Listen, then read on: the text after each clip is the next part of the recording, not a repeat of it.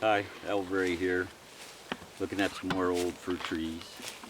Trees have had the leaders cut, the main leaders. You know, there's a lot about structure, and there has been teachings about structure where we create it. And I prefer to let the tree create the structure, and I just prune to support it, enhance the ideas with productivity and safe harvesting and branch strength and being able to access the tree.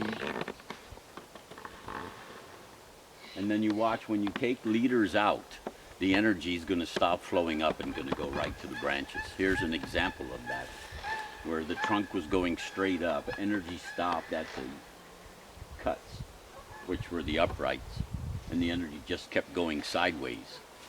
And then their energy goes sideways and the limbs grow faster than structurally normal, average, if it had an entire canopy also flowing up, backing up, and then pushing out to the sides.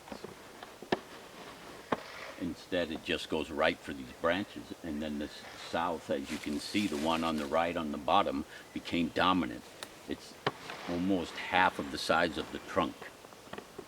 And we have to keep them down below that to have this balance of branch diameter coming off the trunk, going radially, ideally. Apples like a central leader, and then you get branches that are going in all directions with space in between each collar as you go up the tree. That's one healthy structure, and it's almost kind of natural and normal for them, but then they can get overcrowded up top and break, or get chewed by deer and get topped that way naturally, and then overshade the inside. So we're trying to make sure that the top is thinner than the bottom 2/3. The top third needs to be about 2/3 thinned out, the bottom 2/3 about a third thinned out. As you move down through, and as you come in from the south side, you're less. You're a little thinner without giving sunburn, but getting enough light to the north side. So then we look at the way the leaders were cut. You got shoots coming off of where those cuts came from. And then we have these uprights of a few branches that have been becoming dominant coming off of these limbs. And then we see that there's not a whole lot of growth in the first 2/3 of some of these limbs. And then the end is real heavy, looks like a tail. So lion's tail is what is used for a word to describe it.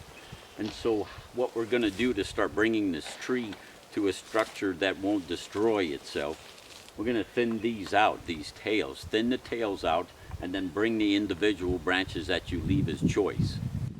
Start picturing it just lifting up a little and allowing sun to go underneath it for a lower limb or for some lower stimulation from lower limbs. We're kind of limited here. This tree's been doing something away for a very long time, and there's not a whole lot of choice. So we're trying to get the inside growth on these large branches to develop. So we're slowly going to be encouraging that growth and structure, pruning those leaders, and bringing and thinning the tail in as we go for about a 3-year program of reestablishing uprights on this right side here and getting the weight off of this limb. You see that bounce and that flexibility is a little too much, and you can just see that there's just too much movement. And because of that thick tail, it shaded underneath it and killed branches underneath it. They got disease.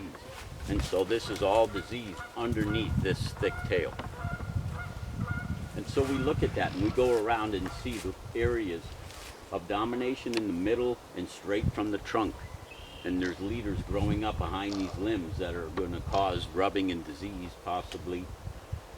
But I'm going to choose maybe one central leader and keep it and let it go and develop and get structure back and get character back and get thick bark back on those leaders. And eventually I'm not going to only choose the leaders I want right now. I'm going to keep ones protecting the bark, allowing it to develop side branches and not get sunburned. And I'll use some of the ones I want out completely later to be doing that, doing some shading or something there to get these other ones ready to be the next central leader in there. So there's going to be a plan that I can see and I'm going to start pruning to create this shape that seems to be, I don't prune for the shape, you prune for the structure that makes this tree sound. And then if you hit it sometimes, it looks good because it's naturally right. That's a little bit more about looking at trees and how to see them for the tree and what we're here to do to help. Not what I have as an idea and what I should do. We check them out, we listen, and we connect. And I think there's help we can do, because a lot of trees have been cut incorrectly.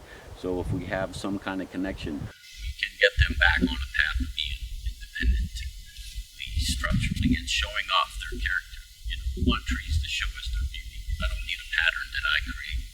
I love them for who they are, you know. So a little bit about looking at trees. Thanks, peace.